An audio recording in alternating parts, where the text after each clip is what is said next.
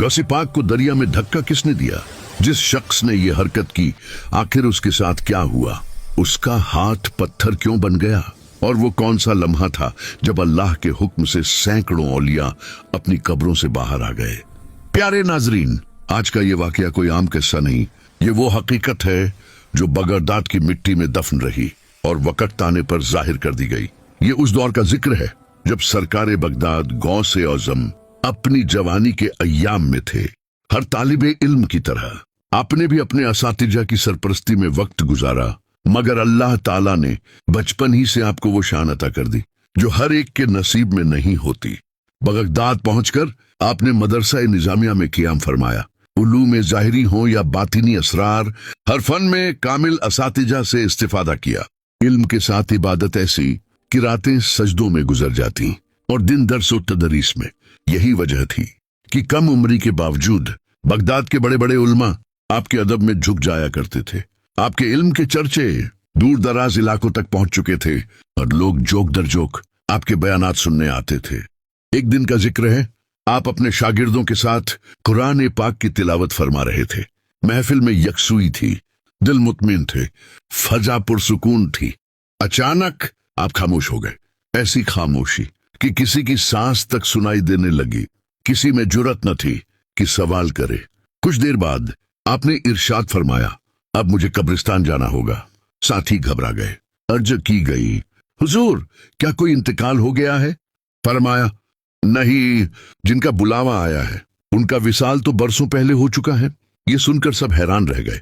आपने फरमाया, मेरे रूहानी उस्ताद शेख हम्माद की कब्र पर जाना है। सब आपके साथ रवाना हो गए। रास्ते में आपके चेहरे पर ऐसी कैफियत थी जैसे कोई अपने को पुकार रहा हो, जैसे दिल किसी दर्द में मुब्तला हो। कब्रिस्तान पहुंचकर आपने सबको बाहर ठहरने का हुक्म दिया और खुद कब्र के करीब तशरीफ ले गए। काफी देर तक आप वहीं तशरीफ फरमा रहे। क्या बात हुई, क्या कहा गया, ये राज सिर्फ रब जानता है। जब देर हो गई तो एक साथी अंदर आया। देखा कि गौसे पाक किबला रुख खड़े हैं, आंखें बंद, लबों पर दुआ और आंसू रुखसारों पर बह रहे हैं। इसी लम्हे कब्र के अंदर से नूर जाहिर हुआ। नूर फैला और आसपास की कब्रें भी मुनव्वर हो गईं। ये मंजर देखने वाला साकित रह गया। कुछ देर बाद गौसे पाक बाहर तशरीफ लाए। चेहरे पर अजीब सुकून और आंखों में गहरी उदासी थी। लोगों ने अर्ज की, हुजूर क्या मामला है? आपने फरमाया, आज मुझे वो रात याद आ गई जब एक आजमाइश ली गई थी तो महफिल पर खामोशी छा गई। सबकी नजरें झुक गईं, सांसें रुक सी गईं और फिर आपने वो वाकया बयान करना शुरू किया जिसे सुनकर दिल कांप उठते हैं। फरमाया, ये उस वक्त का जिक्र है जब मैं अपने रूहानी उस्ताद शेख हम्माद के साथ सफर में था। रात गहरी हो चुकी थी, सर्दी अपनी इंतहा पर थी और सामने नदी का शोर सुनाई दे रहा था। हम अल्लाह का जिक्र करते हुए आहिस्ता आहिस्ता आगे बढ़ रहे थे। दिल मुतमिन था, जबान पर जिक्र था और कदम उस्ताद के पीछे थे। अचानक बगैर किसी तनबीह के मेरे उस्ताद ने अपने दाएं हाथ से मुझे नदी में धक्का दे दिया। मैं पानी में जा गिरा। सर्दी ऐसी कि जिस्म सुन्न हो गया।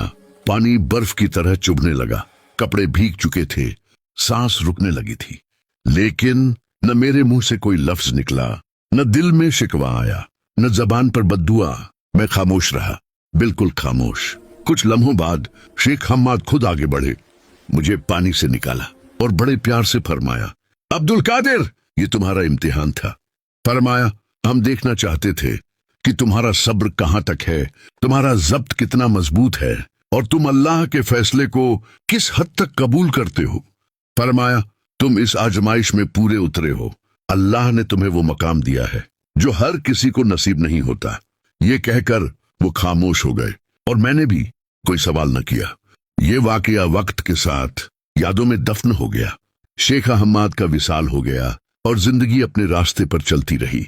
मगर आज कब्रिस्तान में वो सब कुछ दोबारा जिंदा हो गया था। हजरत गौसे पाक ने फरमाया, जब मैं रूहानी कैफियत में अपने उस्ताद से हम कलाम हुआ तो एक मंजर ने मुझे हिलाकर रख दिया। मैंने देखा कि शेख हम्माद जन्नत के बागों में हैं, लिबास फाखिर है, चेहरा मुतमिन है, लेकिन उनका दायां हाथ पत्थर बन चुका था। मैंने अर्ज की, हजरत ये हाथ ऐसा क्यों है? जो जवाब मिला वो दिल चीर देने वाला था। फरमाया, अब्दुल कादिर, ये उसी हाथ की सजा है जिससे तुम्हें सर्द पानी में धक्का दिया गया था। तुमने सब्र किया, बद्दुआ नहीं दी, लेकिन अल्लाह को, अपने महबूब बंदे को तकलीफ देना पसंद ना आया। फरमाया, अल्लाह ने मुझे जन्नत अता की, नेमतें दी, लेकिन इस एक अमल की वजह से ये हाथ बेजान कर दिया गया। ये सुनकर हजरत गौसे पाक की हालत बदल गई, आंखों से आंसू बहने लगे, दिल तड़प उठा। फरमाया, मैं बर्दाश्त न कर सका कि मेरे सबब मेरे उस्ताद को किसी किस्म की सजा दी जाए। इसी लम्हे मैंने दुआ के लिए हाथ उठा दिए, और ये दुआ कोई आम दुआ न थी। ये वो लम्हा था जब जमीन पर खामोशी थी और कब्रों में झुम्बिश शुरू हो चुकी थी। अल्लाह के हुक्म से एक के बाद एक औलिया किराम अपनी कब्रों से मुतवज्जे होने लगे। वो सो रहे थे, लेकिन पुकार सुन ली। ये एक दो नहीं थे, ये सैकड़ों नहीं थे, ये 500 नहीं, बल्कि हजारों के करीब औलिया किराम थे जो गौसे पाक की दुआ में शामिल हो गए। सबने एक साथ अल्लाह की बारगाह में सिफारिश पेश की, और फिर अर्श पर फैसला हुआ। हजरत गौसे पाक फरमाते हैं, जब मैंने हाथ उठाए तो वो हाथ सिर्फ दुआ के लिए नहीं थे, वो एक फरियाद थी, एक तड़प थी, एक दर्द था जो जमीन से उठकर आसमान तक पहुंच रहा था। मैंने अर्ज की, या अल्लाह, अगर मुझसे कोई खता हुई है तो सजा मुझे दे, मेरे उस्ताद को न दे।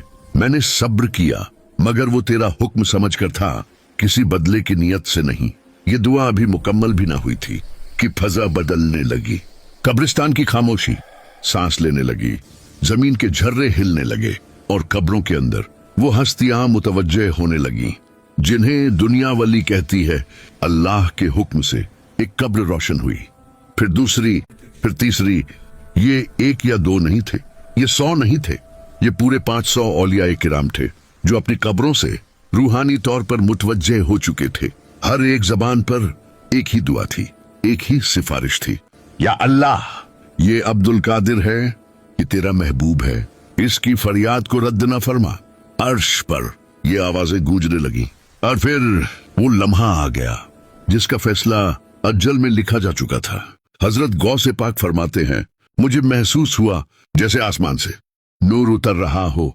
एक आवाज आई, न नुनी न सख्त, मगर ऐसी कि रूह लरज गई। ए अब्दुल कादिर, हमने तेरी दुआ कबूल कर ली। इसी लम्हे मैंने देखा कि शेख हम्माद का वो हाथ जो पत्थर बन चुका था, आहिस्ता आहिस्ता जिंदा होने लगा।